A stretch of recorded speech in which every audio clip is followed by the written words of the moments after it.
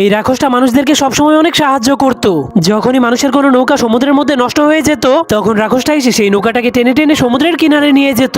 এমনকি শীতকালে নদীগুলো বরফে জমে গেলে রাক্ষসটা পাথরের সাহায্যে সেই বরফগুলোকে ভেঙে ফেলতো। আর গ্রামে ব্রিজ না থাকার কারণে রাক্ষসটা গাড়িগুলোকে নিজের হাতে করে নদীর এক পাশ থেকে অন্য পাশে নিয়ে দিত। এমনকি রাতের অন্ধকারে মানুষদেরকে তার মাথার উপরে থাকা লাইটের আলো দিয়ে সাহায্য করত। আর যখনই কোনো তিমি মাছ ভুল করে সমুদ্রের কিনারে চলে আসতো, তখন সে ওই তিমি মাছটাকে উঠিয়ে আবার সমুদ্রের পানিতে ছেড়ে দিত।